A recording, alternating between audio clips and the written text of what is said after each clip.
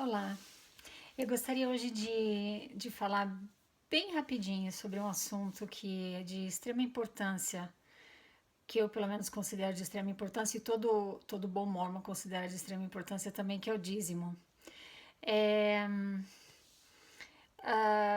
já posso avisar de antemão que não tem como citar nomes de quem publicou essas informações, porque quando alguém é contratado para trabalhar na igreja, eles assinam um contrato de sigilo, onde eles prometem não divulgar nenhuma informação a que eles tiverem acesso lá dentro, sob pena de severa punição judicial se eles fizerem isso, se eles quebrarem contrato. Então, essas informações que eu escutei de vocês, que eu vou compartilhar com vocês, eu escutei num podcast chamado Mormon Expositor. É um podcast que fala que expõe coisas sobre o mormonismo, e quando ele falou sobre essas informações, ele disse que não podia divulgar o nome porque ele poderia prejudicar a carreira do amigo dele, que tinha sido funcionário na igreja e vazou essas informações para ele. Então, um, eu particularmente quando eu pagava o meu dízimo, que eu sempre paguei minha vida inteira com muito sacrifício, eu tinha uma ideia assim na minha cabeça de que o meu dinheiro ia direto para pessoas necessitadas. E então eu pagava, primeiro porque se eu não pagasse eu não ia ter o meu passaporte carimbado para entrar no templo. E o mormon que não entra no templo não é bem visto, e também ele está impedido de entrar na casa do Senhor, né? Então o dízimo é extremamente importante, tem que fazer, é número 1 na lista. Se você não paga, você não entra no templo, você não tem chamados de grandes responsabilidades, prestígio, etc. Então, eu sempre paguei meu dízimo com essa mentalidade de que era algo que o Senhor requeria de mim para poder atender as necessidades das pessoas que realmente precisavam de ajuda. Eu descobri que, de fonte segura, porque as pessoas que compartilharam isso nos podcasts são pessoas responsáveis que não colocariam o nome delas na reta por boatos ou mentiras ou calúnias. Eu soube que a igreja ela é proprietária de 2% do mercado imobiliário inteiro da Flórida, do estado inteiro da Flórida. A igreja tem em propriedades incluindo prédios, condomínios, canais de televisão, canais de rádio, quer dizer, estações de rádio, jornais. Ela tem um patrimônio hoje de 60 bilhões de dólares. Eles têm à disposição na conta bancária deles hoje 15 bilhões de dólares.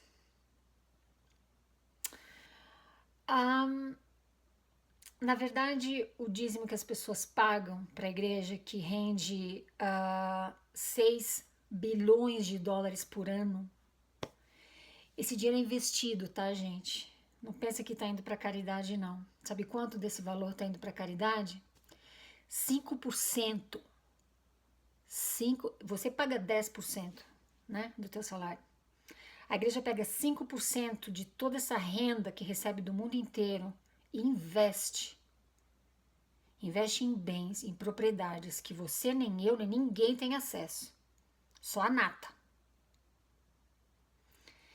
E 5% desse valor então é usado para ajudas comunitárias. E aí as pessoas, aí quando eles fazem alguma coisa, né, as pessoas ficam sabendo, nossa, a igreja ajudou tanto, e chegou lá e ajudou e fez e aconteceu. Aquilo é nada.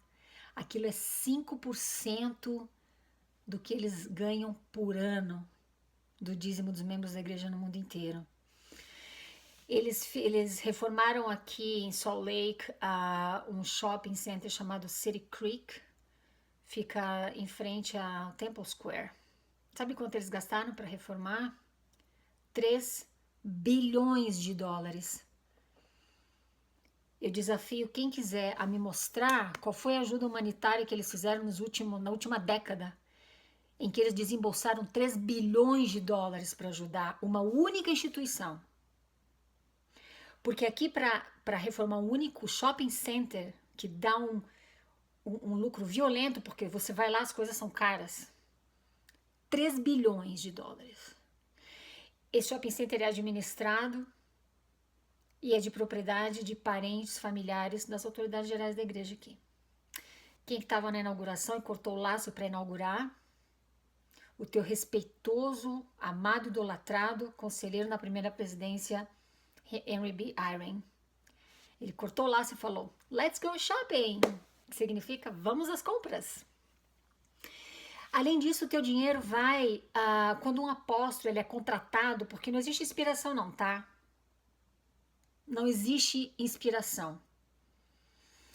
E eu tenho alguns fatos para contar para vocês, fatos, não historinha da carochinha, fatos que mostram, que provam que eles não têm inspiração coisa nenhuma. É uma corporação que age com muita inteligência, com muita estratégia e está indo muito bem, obrigada. Quando um apóstolo é contratado para trabalhar na igreja, ele recebe uma pequena ajuda de $1 milhão. Você me escutou bem. $1 milhão. Para eles poderem quitar todas as dívidas que eles têm, com casa, carro, contas médicas, seja o que for. Uma ajudinha pequenininha, né? Então eles recebem esse $1 milhão.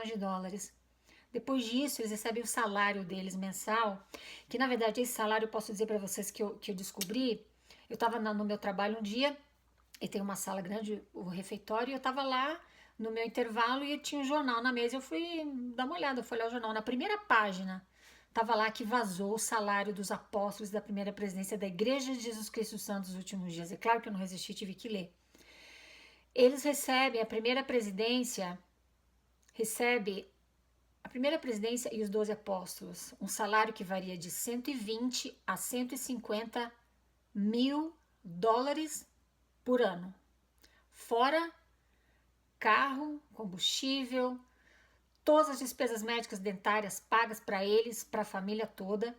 A esposa, quando o apóstolo morre, a esposa tem pensão vitalícia. Não sei de quanto essa pensão, mas com certeza não é um salário igual ao que você recebe aí no Brasil. E o salário que eu recebo aqui trabalhando 60 horas por semana, com certeza é 10, 50 vezes mais do que isso ou até mais, eu não tenho nem ideia. Mas é um luxo que eles vivem.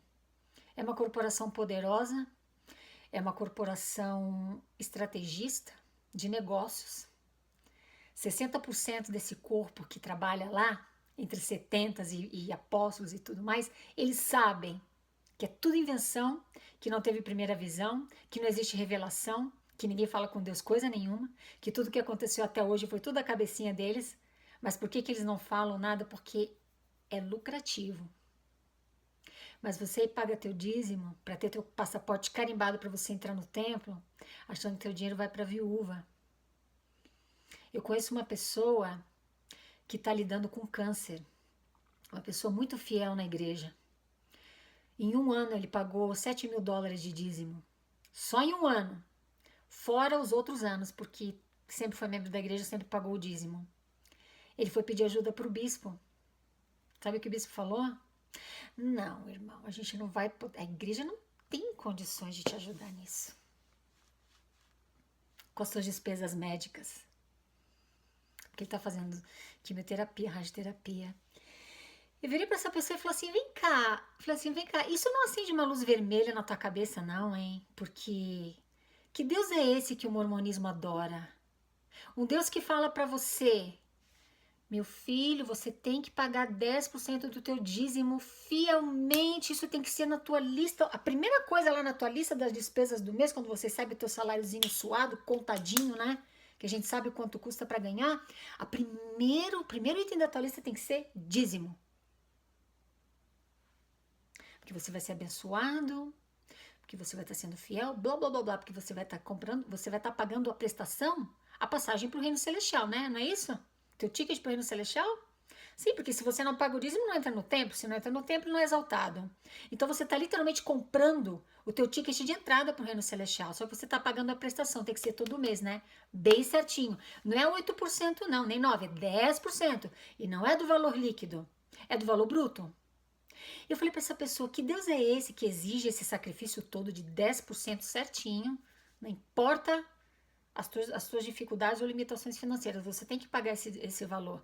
Mas quando você precisa de ajuda, quando você precisa das bênçãos, você vai para um homem que se diz representar Deus, que se diz agir por inspiração, para uma igreja que se diz ser a única verdadeira na face da terra e ser a única de Jesus Cristo, e aí esse Deus que eles adoram vira para você e fala: sinto muito, amigo, não vou poder te ajudar, agora você tá por tua conta. Esse dinheiro precisa ir para outras coisas, esse dinheiro precisa ir para o shopping center, esse dinheiro precisa ir para os empreendimentos imobiliários, esse dinheiro precisa ir para o bolso dos apóstolos, dos profetas, da primeira presidência, porque eles precisam de luxo. Agora te vira, amigo, vende teu carro, vende aquela televisão extra que você tem na tua casa, a igreja não pode te ajudar.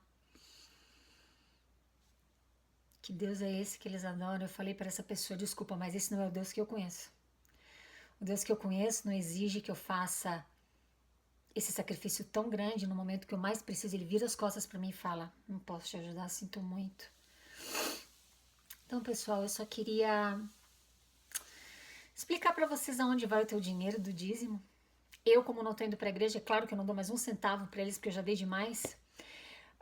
O que eu decidi fazer como demonstração pessoal da minha apreciação, a gratidão, o reconhecimento a Deus por me dar saúde, me dar condições de trabalhar e cuidar das minhas necessidades da minha família, eu ajudo instituições, eu ajudo pessoas que eu sei que realmente precisam. E vou te falar uma coisa, um sentimento tão bom, porque eu não tenho aquele pensamento: ai, que bom que eu consegui pagar meu dízimo, ai, que bom, ufa, minha recomendação já ia vencer, ai, agora, né, ainda bem.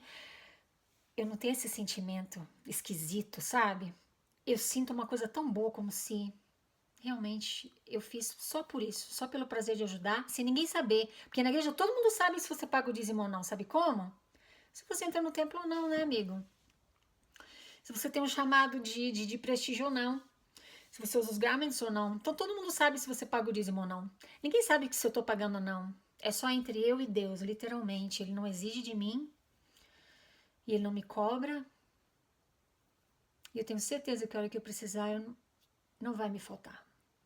Como está faltando para essa pessoa agora que precisa de ajuda, e a igreja virou as costas. Então pensa direito. Eu achei que seria interessante te explicar onde vai o teu dinheiro. Porque é um direito que você tem, né?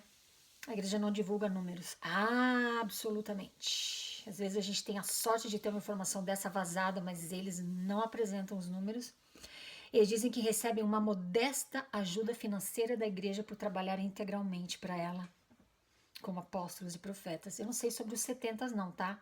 Mas ainda vou descobrir, de fonte segura. Porque eles com certeza devem ganhar alguma coisa, não é possível. Eles chamam de modesta essa ajuda de 1 milhão. Ajuda. $1 milhão quando entra. 100 a 150 mil por ano. Pensão vitalícia para a esposa que fica. E para os filhos menores de idade. Então, é um baita negócio, um baita emprego, né? E muita gente está ajudando a sustentar essa corporação. Isso me entristece o meu coração e é por isso que eu tô aqui, porque eu sei que as pessoas pagam com coração sincero, honesto, achando que estão fazendo para Deus. E tem tantas corporações como essa igreja que usa as escrituras e usa a palavra de Deus para tirar vantagem e para explorar as pessoas, porque não existe outro nome para isso. É a exploração da boa fé das pessoas. A igreja não vai acabar, mas eu espero que ela mude, porque se as pessoas começarem a abrir os olhos e cobrar, eles vão ter que fazer as mudanças necessárias para manter essas pessoas ali. Da mesma forma que eles mudam o tamanho dos garments, ao longo dos anos o tamanho dos garments tem encolhido, né, para poder agradar o povo, assim como resolveram dar sacerdócio aos negros e permitir que eles entrassem no templo, assim como acabou a poligamia, então eles estão sempre dando um jeitinho. Então eu espero que vão dando outros jeitinhos para explorar menos a boa fé das pessoas que acreditam tanto em tudo isso. Obrigada, gente. Desculpa por dar essas notícias tão desagradáveis hoje à noite. A gente se fala. Obrigada. Tchau, tchau.